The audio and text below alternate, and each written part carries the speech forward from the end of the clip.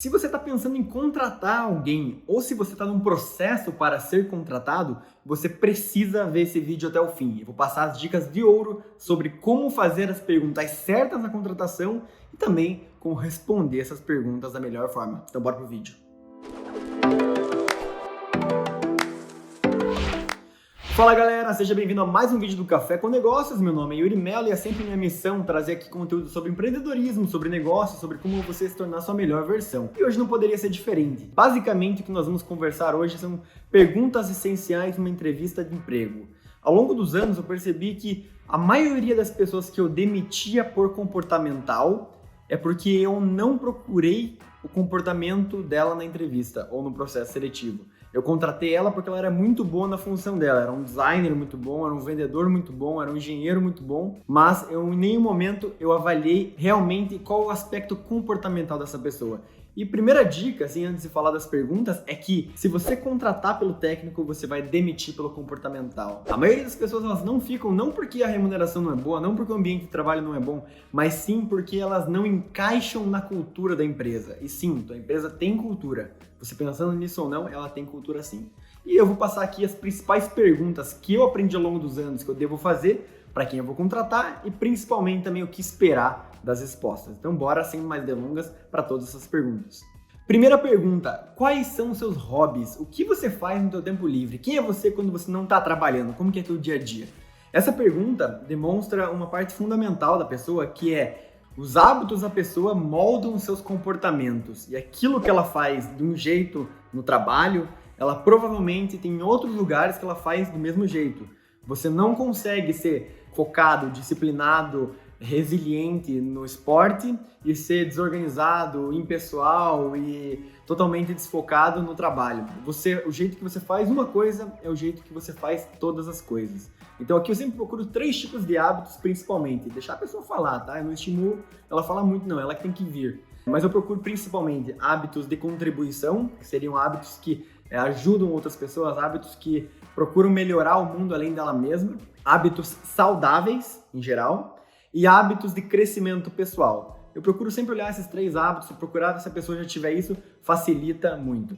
E só fazendo um disclaimer aqui que eu deveria ter feito no começo, na verdade seria mais inteligente, nenhuma dessas respostas, na minha opinião, são excludentes. Nada que a pessoa vai responder aqui deve determinar o resultado dela. Você tem que pegar o emaranhado de tudo que a gente está passando aqui para você, pegar os principais conhecimentos e adaptar para a sua cultura, ou seja, ver se isso que eu estou falando faz sentido na cultura da sua empresa, tá bom?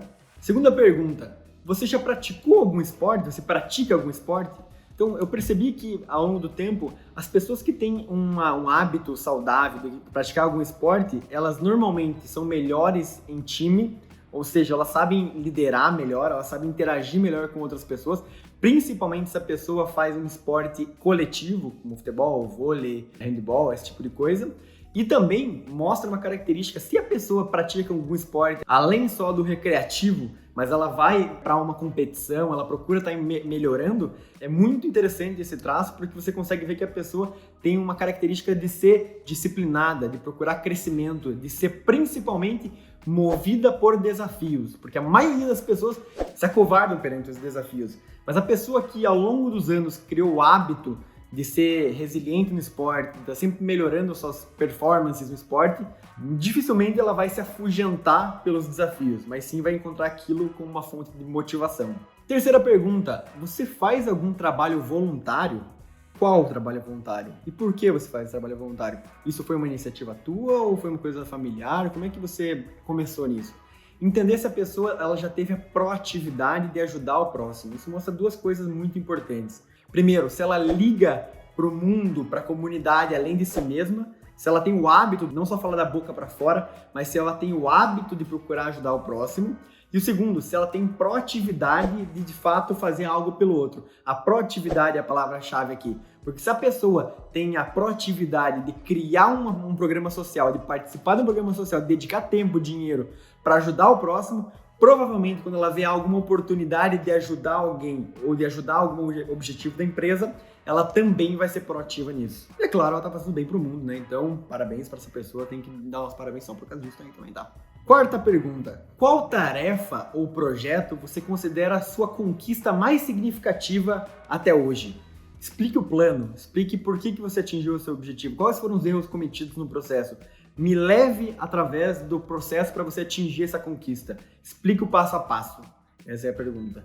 E aqui tem duas questões principais. A primeira, qual é a barra que ela considera uma conquista? Tem gente que vai considerar o fato de ganhar tantos R$1.000 no mês. Tem outras pessoas que é, ajudar tantas pessoas. Tem outras pessoas que é ter saído na capa de uma revista, ter escrito um artigo. Cada pessoa vai ter um critério diferente para considerar uma conquista relevante. E aqui é muito importante você entender o que motiva essa pessoa. Se essa pessoa é motivada só por dinheiro e ela está entrando numa posição de cultura ou está entrando numa posição de atendimento ao cliente, que ela não vai ter remuneração variável, será que ela é a pessoa certa? Então você entender o que motiva a pessoa. E o segundo, e talvez o mais importante, é você entender como que ela administra a crise. Qual é o nível de clareza que ela tem quando ela explica que ela teve que passar passo a passo para chegar no objetivo? Quanto ela de fato planejou, quando foi o acaso? Quanto ela conseguiu gerenciar algumas eventuais crises que aconteceram no caminho? Então, como ela gerencia de fato os seus projetos e como ela gerencia também a própria vida dela, se consegue extrair desse tipo de pergunta. Quinta pergunta é: aonde você se enxerga daqui a 5 anos? Essa é meio batidinha, mas eu acho que tem bastante valor, principalmente para você entender se ela tem algum alinhamento com o que você espera para a posição dela e segundo, se ela tem algum alinhamento com o crescimento da empresa. Porque tem muita gente, acredite, muita gente que não pensa em crescer, que não está procurando formas de melhorar. Essas pessoas você tem que entender, tem posições que é muito bom elas estarem, principalmente posições que são mais estáveis, uma controladoria, um financeiro, um administrativo. Agora você não quer uma pessoa que não quer crescer no seu time de vendas, no seu time de marketing, porque essa pessoa essencialmente ela tem que estar pensando no próximo passo. Então essa pergunta vai dar uma noção, primeiro, se a pessoa vai estar contigo, se ela tem alguma similaridade com o plano da empresa ou se ela está indo para o caminho oposto e se ela não tem também fit com a função que ela está sendo escolhida. Sexta pergunta: me conte um problema, um desafio que você teve, pode ser com uma pessoa, pode ser com uma situação, pode ser com um cliente, como que você lidou e como que você resolveu. Aqui você principalmente vai entender o que ela considera um desafio, qual que é a barra de dificuldade dela, o que de fato tira ela da zona de conforto e principalmente como que ela lida com as adversidades, como que ela lida com o desconforto, como que ela lida com situações constrangedoras, como é que ela lida com momentos que tiram ela da sua base. Ela sabe lidar ou ela espana? Será que esse desafio, às vezes tem pessoas que me contam desafios que elas nem chegaram no final e resolveram, foi alguém que resolveu, o problema nunca se resolveu. E eu falo, tá, mas pediu um desafio que você conseguiu resolver, como é que foi? E a pessoa normalmente ela não se coloca em desafios, ela foge, por isso que ela não consegue mostrar. É claro, putz, se a pessoa estiver nervosa e tudo mais, tem a ver? Sim, mas já partimos do pressuposto que você colocou ela numa situação confortável, que ela está bem com ela mesma. Senão você realmente vai conseguir extrair pouco da entrevista como um todo. Se a pessoa estiver bem aclimatada, se ela estiver bem confortável na entrevista, realmente um bate-papo, esse tipo de pergunta vai extrair muito valor. Antes de ir para as últimas 3 perguntas, faz a gentileza e se inscreve no nosso canal, claro, isso é um pedido meu, porque interessa a gente, obviamente, porque a gente quer crescer esse canal e quer levar essa mensagem para mais pessoas, mas também ajuda muito você a receber as novidades e estar por dentro dos últimos vídeos, tá? Então se você não é inscrito ainda, aperta no botão inscrever-se, que com certeza você não vai se arrepender, são 2 vídeos por semana, pelo menos. Mas voltando aqui, 7ª pergunta: quem é a pessoa mais inteligente que você conhece pessoalmente? Essa última parte é importante. Qual que é a ideia aqui? Qual que é o objetivo? Primeiro, você entender o que a pessoa julga uma pessoa inteligente. Tem gente que vai falar a pessoa mais rica que ela conhece, tem gente que vai falar meu pai porque ele é um cara extrovertido, que ele é um cara que sabe falar de vários assuntos.